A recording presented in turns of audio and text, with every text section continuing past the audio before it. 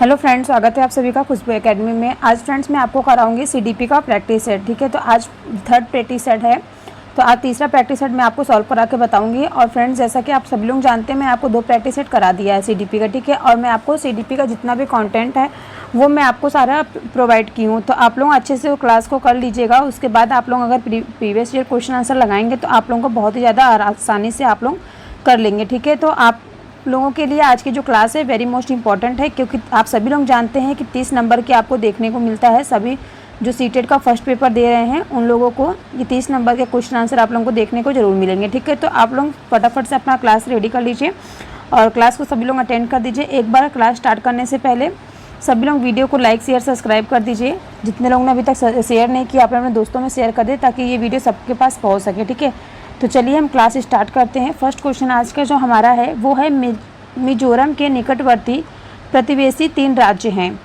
तो कौन से हैं फ्रेंड्स मिजोरम के निकटवर्ती प्रतिवेशी 3 राज्य? फर्स्ट ऑप्शन दिया गया है असम, बिहार, छत्तीसगढ़। सेकंड ऑप्शन दिया है आपका बिहार, छत्तीसगढ़, असम। थर्ड ऑप्शन दिया आपका पश्चिम बंगाल, अरुणाचल प्रदेश और असम। एंड फोर्थ ऑप्शन दिया त्रिपुरा, असम, मणिपुर। तो देखिए फ्रेंड्स, यहाँ पे हम बात कर रहे हैं मिजोरम के निकटवर्ती जो प्रतिवेशी 3 राज्य हैं, जैसे कि आपका त्रिपुरा, असम, मणिपुर। तो त्रिपुरा, असम, मणिपुर आपका फोर्थ ऑप्शन करेक्ट रहेगा। तो मैं आपको बता दूं, जो मिजोरम देश के उत्तरवर्ती भाग में स्थित है, यह पूर्व एवं दक्षिण ओर में म्यांमार और पश्चिम में बांग्लादेश, उत्तर पश्चिम में त्रिपुरा राज्य है और उत्तर में असम है और उत्तर पूर्व में मणिपुर से घिरा हुआ है। तो मिजोरम की जो फ्रेंड्स राजधानी है वो है आइजोल। ओके, अब नेक्स्ट क्वेश्चन की हम बात करते हैं। क्वेश्चन नंबर 2 है, भोपाल गांधीनगर के ठीक पूर्व में है तथा बंगलुरु भोपाल के ठीक दक्षिण में है। तो बंगलुरु के सापेक्ष गांधीनगर की दिशा है। तो बताइए बंगलुरु के सापेक्ष गांधीनगर की दिशा क्या होगी?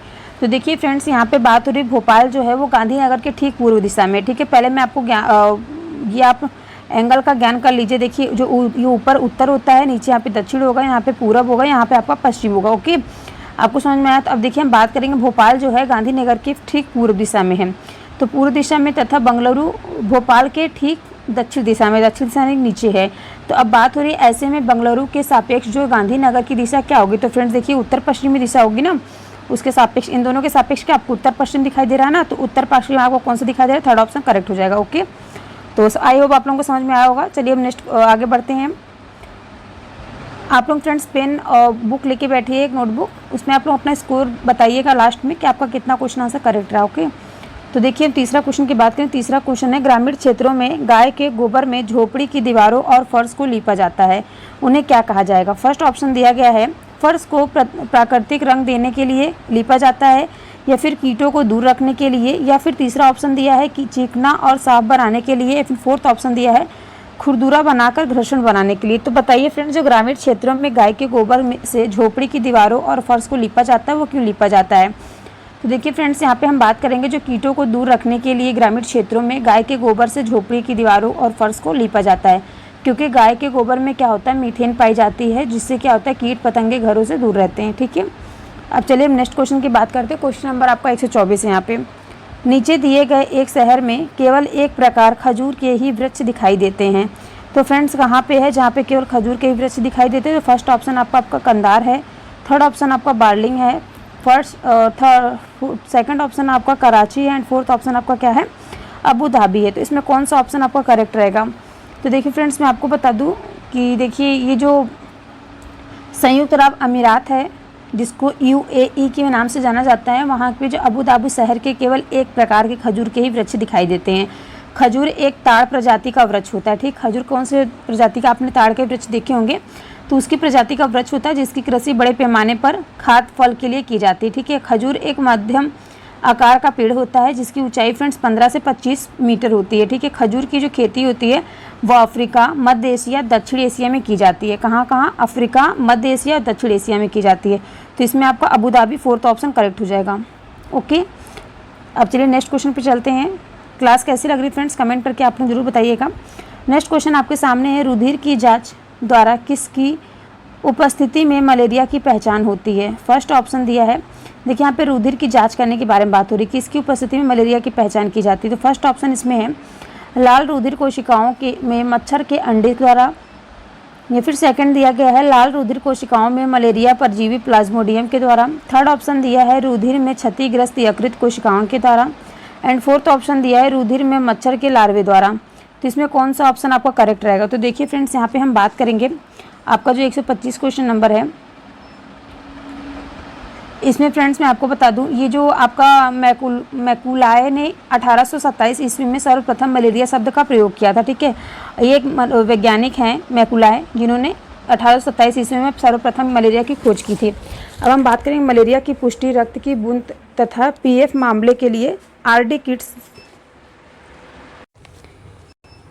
एक प्रकार का फ्रेंड्स जो आरडी किट्स होता है उसमें सूक्ष्मदर्शी जांच द्वारा की जाती है। ठीक है, लेवर ने 1880 ईस्वी में मलेरिया से जो पीड़ित व्यक्ति थे उनके रुधिर में मलेरिया परजीवी प्लाज्मोडियम की खोज की थी। ठीक है, जो रोनाल्ड हैं रास ने 1887 ईस्वी में मलेरिया जो है परजीवी द्वारा मलेरिया होने की पुष्टि की थी। तो इसमें फ्रेंड्स आपका हो जाएगा आंसर करेक्ट। लाल रुधिर में जो कोशिकाओं में मलेरिया परजीवी यानी कि प्लाज्मोडियम पाया जाता है, उसकी उपस्थिति के कारण मलेरिया की पहचान की जाती है। ठीक है, ब्लड में आपका जो जाँच होता है उसमें मलेरिया परजीवी पाया जाता है। ओके, तो आपका सेकंड ऑप्शन करेक्ट रहेगा। नेक्स्ट क्वेश्चन की हम बात करें, 126 क्वेश्चन नंबर है। विटामिन ऐसे पदार्थ हैं जो, फर्स्ट ऑप्शन दिया गया है हीनताजन्य रोगों से बचाव के लिए थोड़ी मात्रा में आवश्यक है। सेकंड ऑप्शन दिया है हमारी उपापचय दर बढ़ाकर भार में कमी लाते हैं। थर्ड ऑप्शन दिया गया है स्वस्थ रहने के लिए दवाई के रूप में लिया जाता है। एंड फोर्थ ऑप्शन दिया है पेशियों का विकास करके हमें ताकतवर बनाते हैं। तो इसमें कौन सा ऑप्शन करेक्ट हो जाएगा? तो देखिए फ्रेंड्स, हम बात करेंगे जो विटामिन होता है, विटामिन का आविष्कार आप सभी को पता है कि फंक ने किया था। मैंने आपको बताया था वो कब किया था, 1911 ईस्वी में किया था। ठीक है, और यह जो है एक प्रकार का कार्बनिक यौगिक होता है और इसमें कोई कैलोरी नहीं होती है। ठीक है, क्योंकि परंतु इसमें क्या होता है, ये शरीर के उपापचय में रासायनिक प्रतिक्रियाओं में नियमन के लिए अत्यंत आवश्यक होता है। ये हीनताजन्य रोगों से बचाव के लिए आवश्यक होता है। ठीक है, किसके लिए? हीनताजन्य रोगों के बचाव के लिए आवश्यक होता है, ये थोड़ी मात्रा में आवश्यक होती है। ठीक है, तो इसका आपका फर्स्ट ऑप्शन करेक्ट हो जाएगा।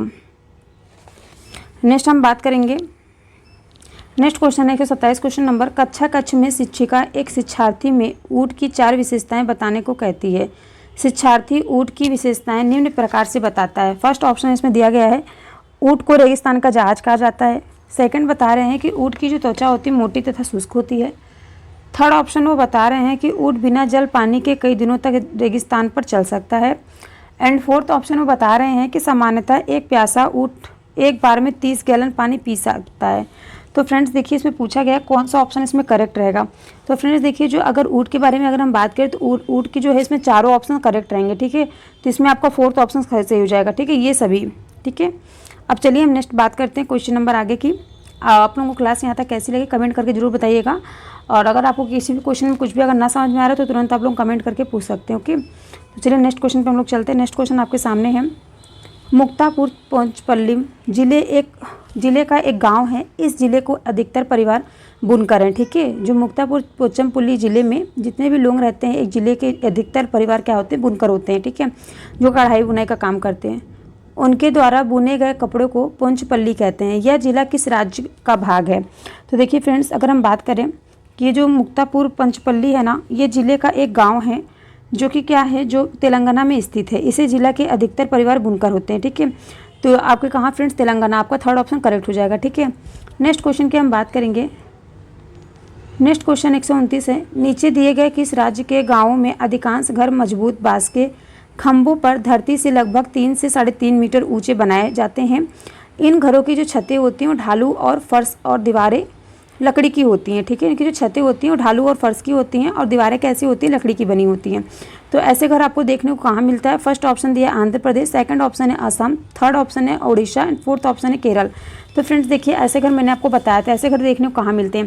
तो देखिए फ्रेंड्स, हम बात करें जो असम राज्य के गाँवों में अधिकांश घर जो होते हैं मजबूत बांस के खंभों पर धरती से लगभग 3 से 3.5 मीटर ऊँचे बने होते हैं। ठीक है, और इन घरों की जो छतें होती हैं ढालू एवं फर्श और दीवारों की बनी होती हैं लकड़ियों से।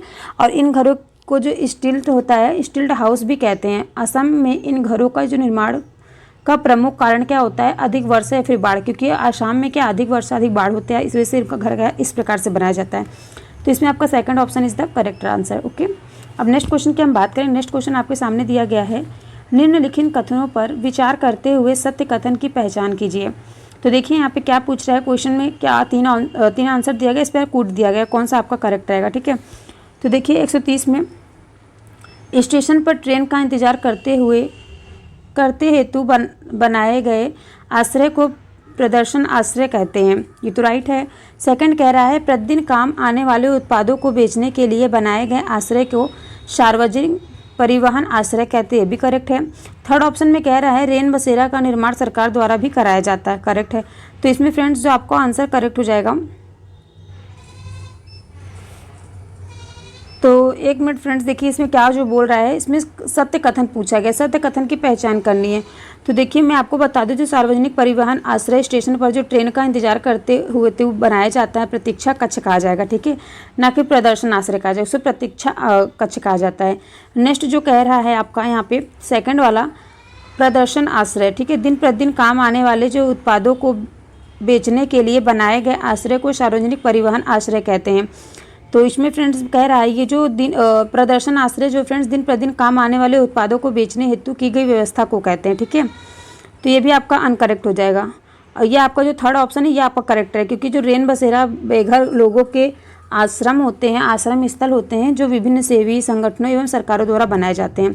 तो इसमें केवल आपका थर्ड ऑप्शन करेक्ट रहेगा, ठीक है, यहाँ आपका फोर्थ केवल करेक्ट रहेगा, ठीक है। आई होप क्लास अच्छी लगी होगी फ्रेंड्स। आगे बढ़े हम लोग, कुछ भी अगर डाउट हो तो पूछ लिया करिए तुरंत कमेंट करके। नेक्स्ट देखिए यहाँ पे दिया गया पानी में क्लोरोफॉर्म की अधिक मात्रा दर्शाती है, क्या दर्शाती है फ्रेंड्स, पानी में क्लोरोफॉर्म की अधिक मात्रा। फर्स्ट है मानव निर्मित कचरे द्वारा जनित प्रदूषण, सेकंड कह रहा है फास्फोरस द्वारा जनित प्रदूषण, थर्ड कह रहा है जैविक ऑक्सीजन की घटी हुई मांग, या फिर फोर्थ कह रहा है हाइड्रोकार्बन द्वारा जनित प्रदूषण। तो इसमें कौन सा ऑप्शन करेक्ट रहेगा। तो देखिए फ्रेंड्स यहाँ पे बात हो रही है क्लोरोफॉर्म एक कार्बनिक यौगिक है, ठीक है। क्लोरोफॉर्म क्या है, एक कार्बनिक यौगिक है जिसका रासायनिक सूत्र क्या होता है, CaCl3 होता है। यह एक रंगीन और सुगंधित तरल पदार्थ होता है। इसका प्रयोग व्यक्ति को बेहोश करने के लिए किया जाता है। और पानी में जो क्लोरोफॉर्म की अधिक मात्रा पर क्या होता है, मानव निर्मित जो कचरे होते हैं, कचरे द्वारा जनित प्रदूषण को दर्शाती है, ठीक है। क्लोरोफ्लोरो क्या होता है, एक प्रकार का एक रासायनिक पदार्थ होता है जिससे क्या होता है, जिसका यूज़ व्यक्ति को बेहोश करने में किया जाता है, क्लोरोफॉर्म का। ओके, अब हम आगे बढ़े फ्रेंड्स। इसमें आपका जो दिया गया है आंसर, कौन सा आंसर आपका इसमें करेक्ट रहेगा, मानव कचरे द्वारा जनित प्रदूषण, फर्स्ट ऑप्शन आपका करेक्ट हो जाएगा। ओके, नेक्स्ट हम क्वेश्चन बात करेंगे पेट्रोलियम से कौन से उत्पाद प्राप्त होते हैं। तो यहाँ पे फ्रेंड्स पूछ रहे हैं पेट्रोलियम से कौन से उत्पाद प्राप्त होते हैं। देखिए पेट्रोलियम जो है, फर्स्ट ऑप्शन दिया आपका केरोसिन, सेकंड दिया है मोम, थर्ड दिया है आपका डीजल एंड फोर्थ दिया है ये सभी। तो देखिए अगर हम बात करें जो प्राकृतिक रूप से पाए जाने वाले जो पेट्रोलियम होते हैं, पेट्रोलियम को अपरिकृष्ट तेल कहा जाता है, ठीक है। क्या कहता है, अपरिकृष्ट तेल कहते हैं, जो काले रंग का गाढ़ा द्रव होता है और इससे प्रभाजी आश्वन विधि द्वारा केरोसिन, डीजल, मोम, प्राकृतिक गैस, तारकोल एवं ग्रीस आदि सभी प्राप्त होते हैं। तो इसमें फ्रेंड्स आपका आंसर हो जाएगा ये सभी, फोर्थ ऑप्शन आपका करेक्ट रहेगा। ओके, आगे क्वेश्चन पे चलें। आगे क्वेश्चन देखिए फ्रेंड्स, यहाँ पे दिया गया है पृथ्वी के वायुमंडल में ओजोन की उपस्थिति। तो क्या होता है, ओजोन की उपस्थिति पे गत वर्षों में पृथ्वी का औसत तापमान बढ़ने के कारण बनी होती है या फिर लाभदायी। नेक्स्ट कह रहा है लाभदायी क्योंकि जेट विमानों के यात्रियों को O2 की आवश्यकता होती है। थर्ड कह रहा है प्रकाश संश्लेषण की दर को कम करती है। फिर फोर्थ ऑप्शन आपका कह रहा है पृथ्वी पर UV किरणों के प्रभाव को कम करती है।